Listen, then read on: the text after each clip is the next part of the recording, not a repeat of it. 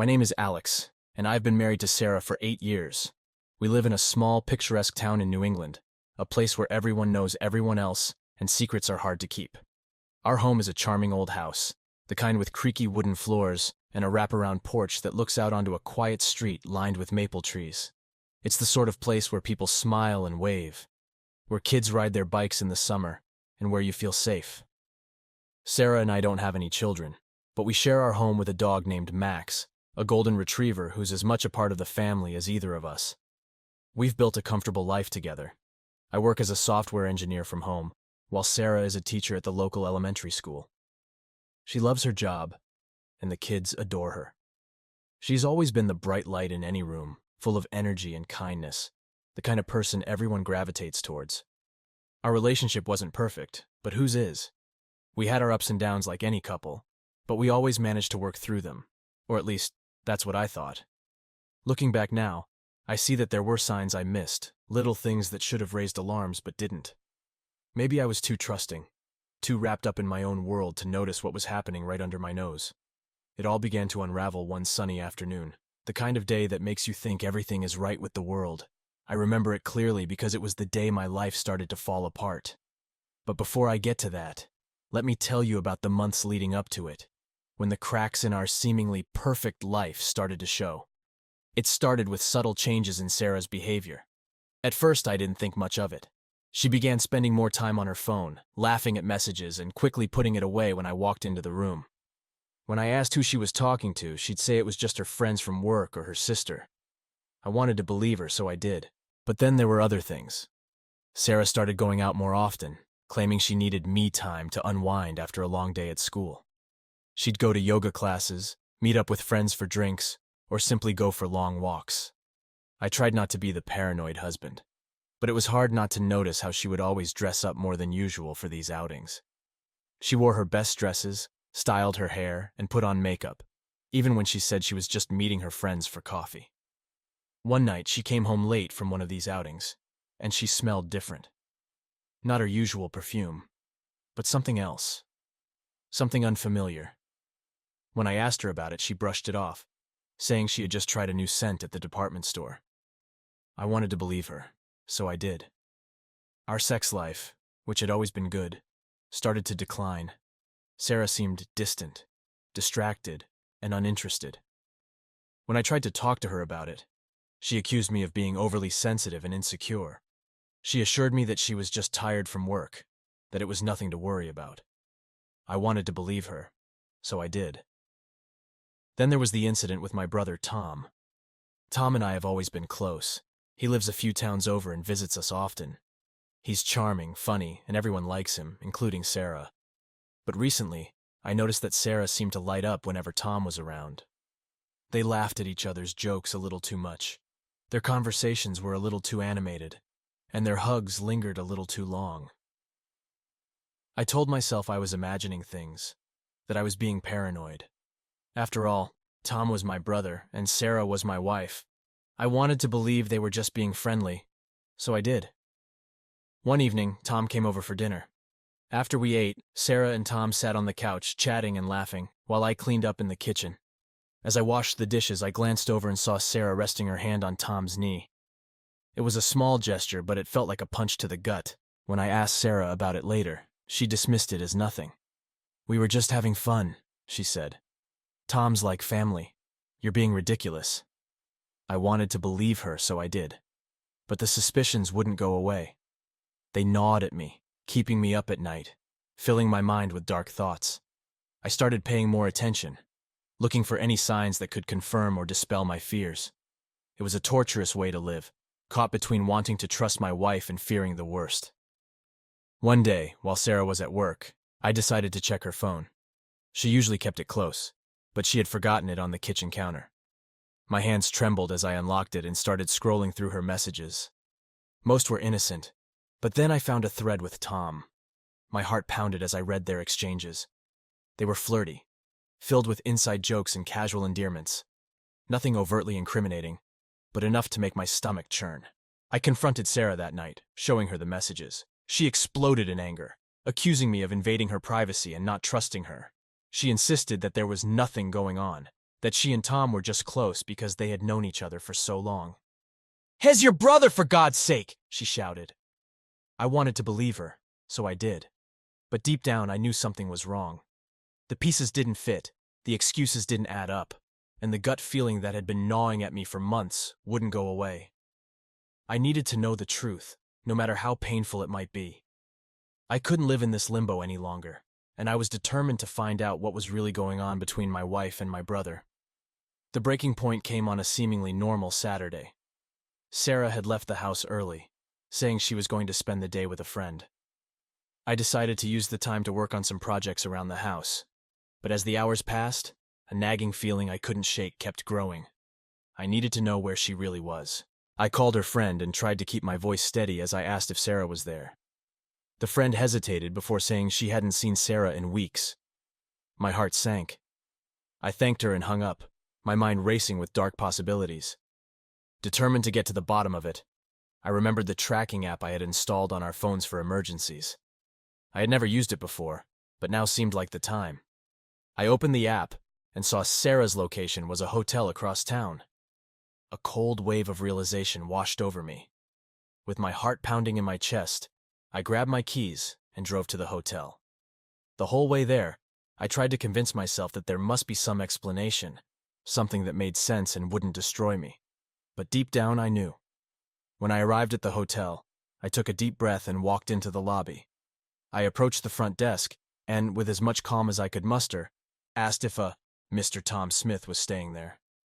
The receptionist confirmed he was and gave me the room number after I explained I was his brother. My stomach twisted into knots as I took the elevator up to the 5th floor. I stood outside the door for what felt like an eternity, my hand hovering over the doorknob. Finally, I couldn't wait any longer. I turned the knob and pushed the door open. The sight that greeted me made my blood run cold. There was Sarah, my wife, in bed with my brother Tom. They were so engrossed in each other that they didn't notice me at first. The sounds of their betrayal filled the room, and I stood frozen, my world shattering around me. When they finally realized I was there, Sarah gasped and scrambled to cover herself, while Tom just stared at me, wide-eyed and speechless. I felt a surge of rage and betrayal like nothing I had ever experienced before. "Alex," Sarah started, her voice trembling. "I can explain." "Explain," I spat, barely able to contain my anger. "Explain how you ended up in bed with my brother? How long has this been going on?" Tom finally found his voice. "Alex, man, I'm sorry. We didn't mean for you to find out like this." "Didn't mean for me to find out!" I shouted. "You shouldn't have been doing it in the first place!"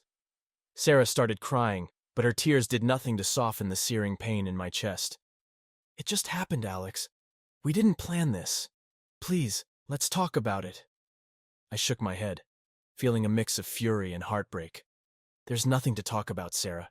You've been lying to me for God knows how long, and with my own brother. How could you?" Sarah's sobs grew louder, but I couldn't bear to look at her. I turned to Tom, who had the decency to look ashamed. "And you," I said, my voice low and dangerous. "You were supposed to be my brother. How could you betray me like this?" Tom had no answer, just a look of guilt and regret on his face. I couldn't stand to be in the same room as them any longer. I turned and walked out, slamming the door behind me. As I drove home, my mind raced with everything I'd just seen and heard. The betrayal cut deep, and I knew there was no coming back from this. My marriage was over, and my relationship with my brother was forever tainted. I felt a mix of anger, sadness, and an overwhelming sense of loss. I had lost not only my wife, but also the trust I had in my family. When I got home, I sat in the darkness of our living room, trying to process everything. The memories of our life together played in my mind like a cruel movie, each one now tainted by the knowledge of Sarah's betrayal. I didn't know what to do or where to go from here, but one thing was clear. Nothing would ever be the same again. The next few days were a blur. Sarah stayed with a friend, leaving me alone to grapple with the weight of her betrayal. I avoided calls from my brother and ignored texts from Sarah. I needed time to think, to process everything. But eventually, I knew we had to confront the reality of what had happened. Sarah called one evening, asking if we could talk. I agreed, knowing that we couldn't avoid it forever. She came over the next day, and the tension in the air was palpable. She looked exhausted, her eyes red from crying. But I felt no sympathy, only a burning anger that had been simmering since the moment I found her with Tom. We sat at the kitchen table, the silence between us heavy and oppressive. Finally, I broke it. "How long has this been going on, Sarah?" She looked down at her hands, her voice barely above a whisper. "About 6 months." The admission hit me like a punch to the gut. 6 months? You've been lying to me for 6 months?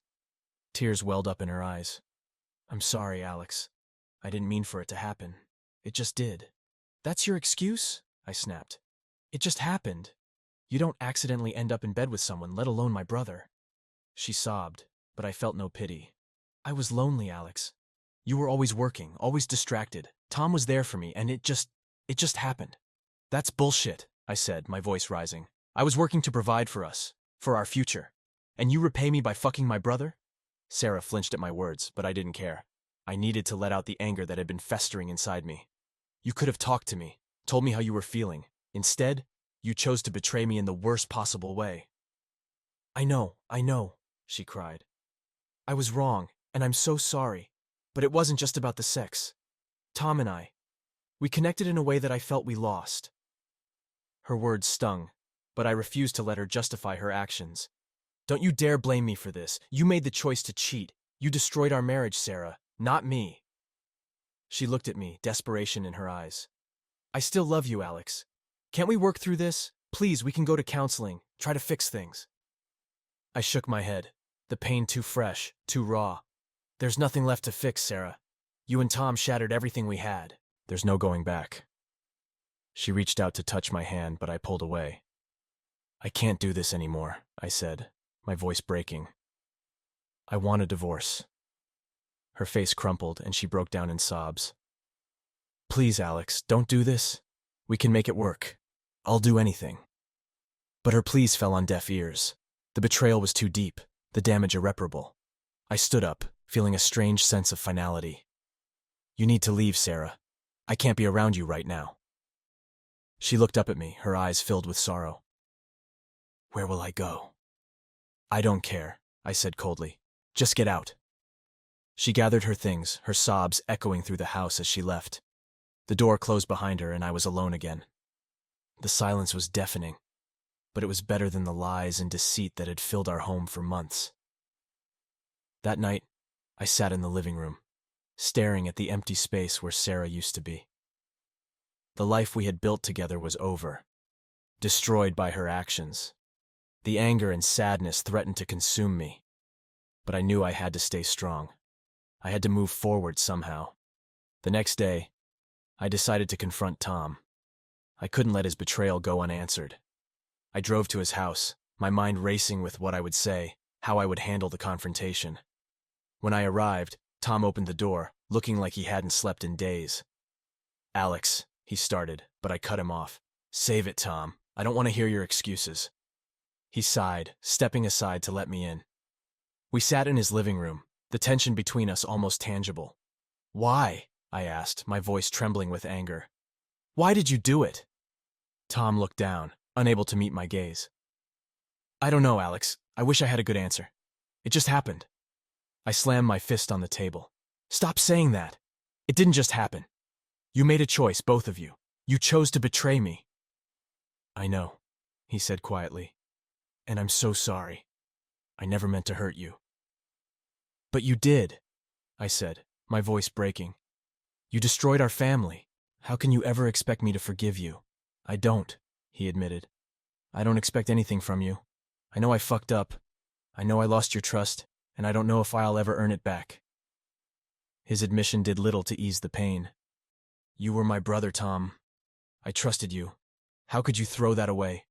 He looked up, tears in his eyes. "I don't know, Alex. I don't have a good answer.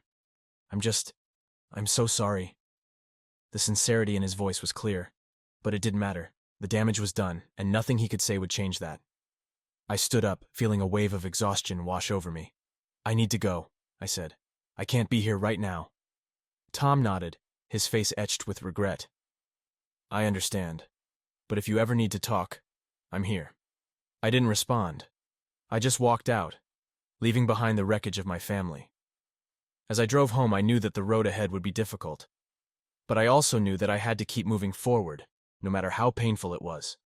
The betrayal had cut deep, but it wouldn't define me.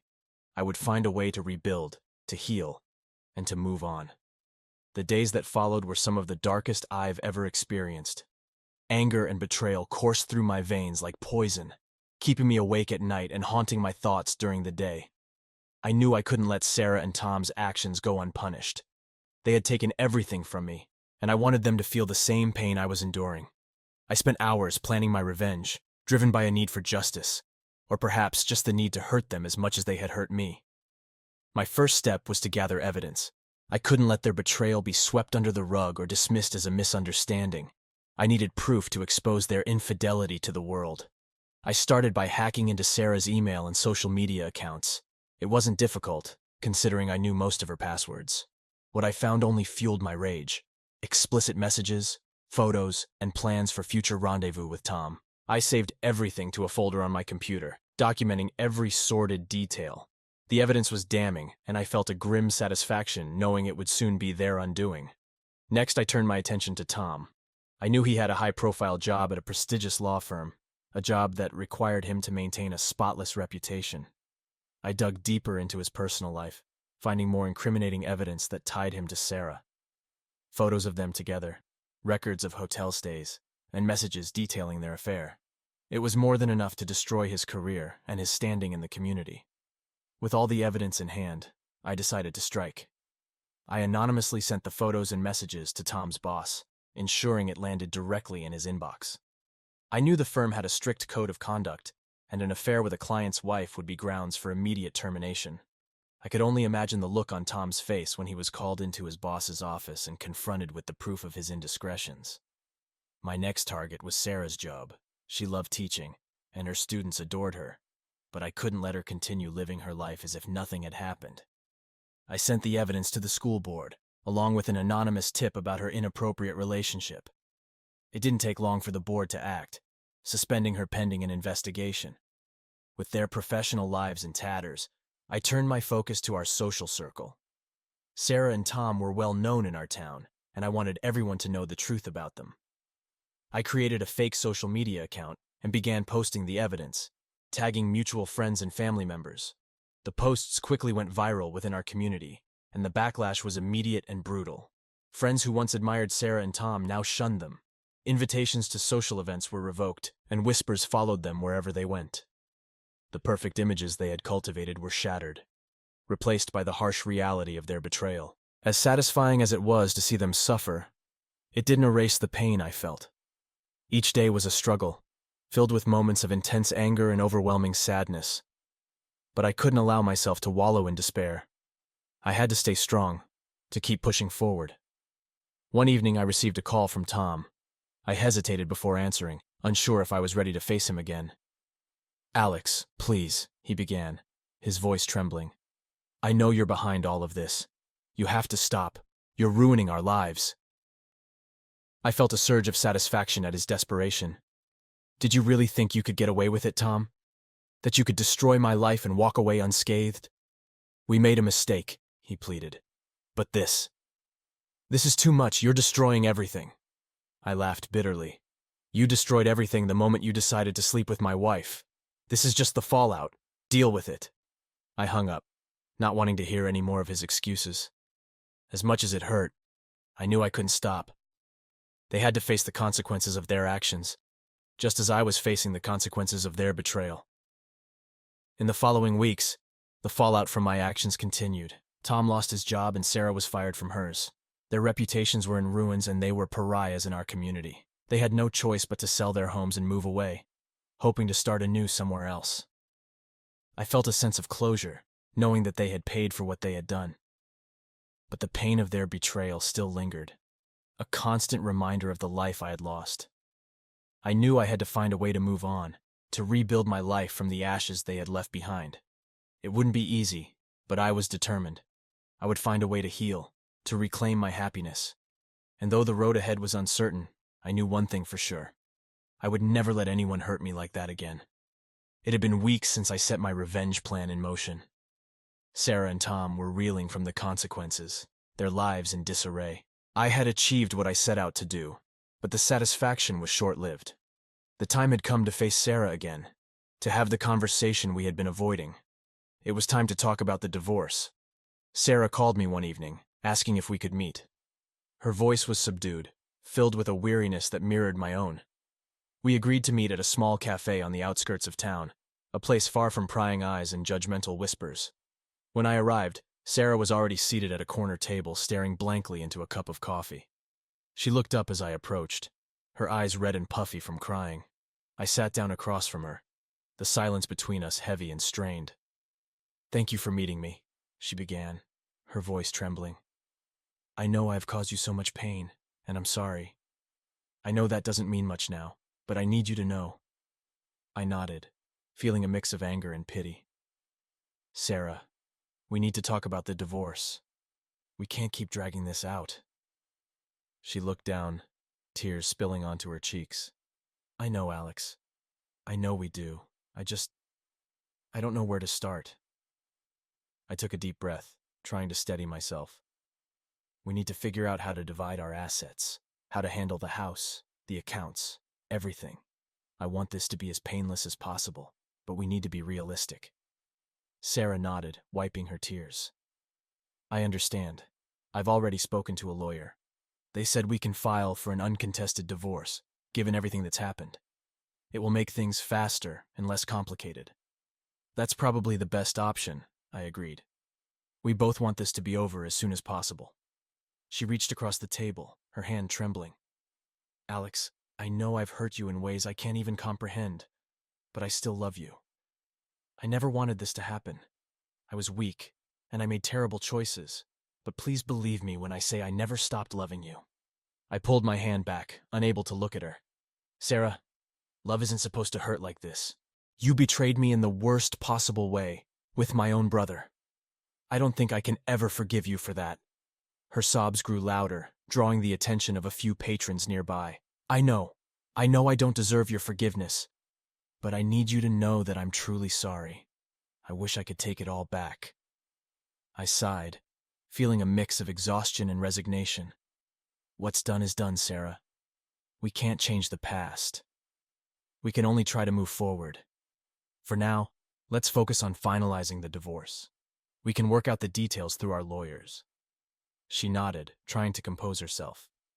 "Okay, I'll do whatever I need to make this right, as much as I can." We spent the next hour discussing the logistics of our separation. It was a painful conversation, filled with the remnants of our broken life together. We agreed to sell the house and split the proceeds, to divide our savings and investments equally. There was no need to discuss custody arrangements or child support, as we had no children. As we wrapped up our conversation, Sarah looked at me with a mixture of sorrow and regret. "Alex, I know this is goodbye. I just want you to know that I'll always remember the good times we had. I'm sorry it had to end like this." I nodded, unable to find the right words. "Goodbye, Sarah. I hope you find what you're looking for." With that, I stood up and left the cafe, leaving behind the woman who had once been my everything. As I walked to my car, I felt a sense of finality, a weight lifting from my shoulders. The road ahead would be difficult, but it was one I had to travel alone.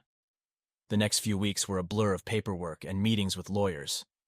The divorce proceedings moved quickly, and before long, everything was finalized.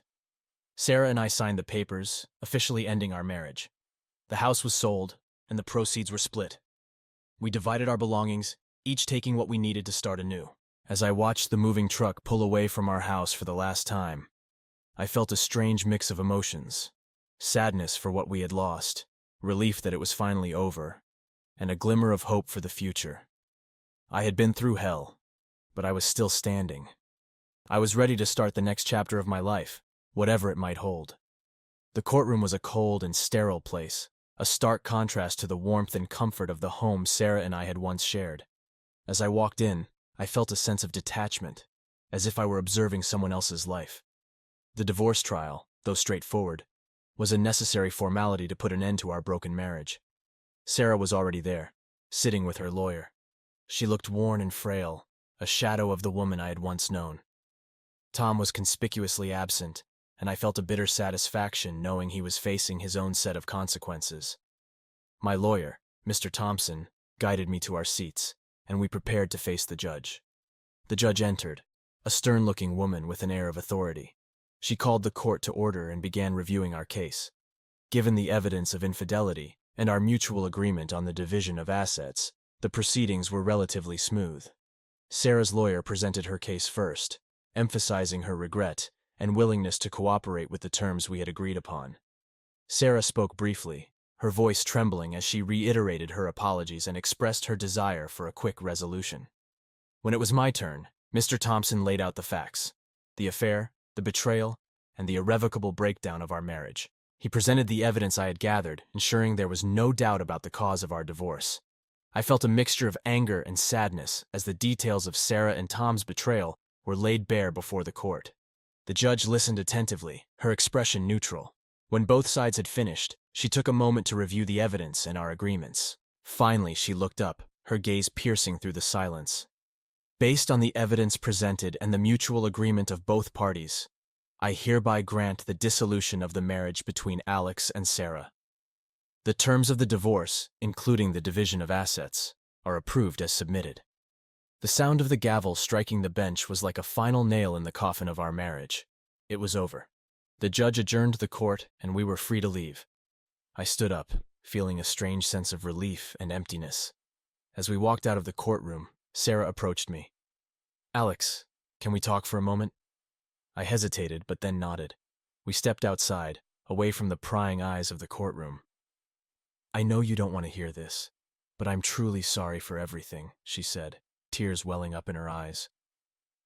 "I never meant for things to end this way. I hope someday you can find it in your heart to forgive me." I looked at her, searching for the anger and hurt that had consumed me for so long, but all I felt was a profound sadness. "Sarah, I don't know if I'll ever be able to forgive you, but I do hope you find peace and happiness. We both need to move on." She nodded, wiping away her tears.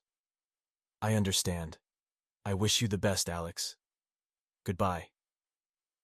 "Goodbye, Sarah," I said, watching her walk away for the last time. As she disappeared into the distance, I felt a weight lift off my shoulders. The chapter of my life with Sarah was finally closed. The drive home was quiet, my mind a whirlwind of thoughts and emotions. I couldn't help but reflect on the journey that had brought me here, the love and trust that had been shattered, and the painful process of rebuilding my life. When I arrived home, I took a moment to breathe in the silence. The house felt different, no longer a place of pain, but a blank canvas for a new beginning. I sat down at the kitchen table, the same one where Sarah and I had shared so many meals and conversations. I opened my laptop and started drafting a new chapter of my life. I reached out to friends I hadn't spoken to in years, rekindled old hobbies, and focused on my work. The process was slow, but each day felt like a step forward. I started seeing a therapist, someone who helped me navigate the complex emotions and find a way to heal. One evening, I received a call from my brother Tom. I hesitated before answering, unsure if I was ready to face him again. "Alex," he began, his voice filled with remorse. "I know I have no right to ask for your forgiveness, but I wanted to apologize again. I lost everything because of my actions, and I deserve it. I hope someday we can find a way to rebuild our relationship." I took a deep breath, feeling a mix of anger and pity. "Tom, you hurt me more than anyone else ever could. It's going to take a long time to even think about forgiving you. But I'm willing to take it one day at a time. Just don't expect miracles." "Thank you, Alex," he said, his voice cracking. "I understand. I'll give you the space you need." As I hung up, I felt a sense of closure. The road to healing was long, but I was finally on my way. The betrayal of my wife and brother had left deep scars, but I was determined not to let it define me. Life slowly began to take on a new rhythm. I found joy in small things, like taking Max for long walks, cooking meals for myself, and spending time with friends. I even started dating again, cautiously opening my heart to the possibility of new love. Through it all, I learned the importance of resilience and self-worth. I had survived the worst betrayal imaginable, and emerged stronger on the other side. The future was uncertain, but for the first time in a long time, I felt hopeful.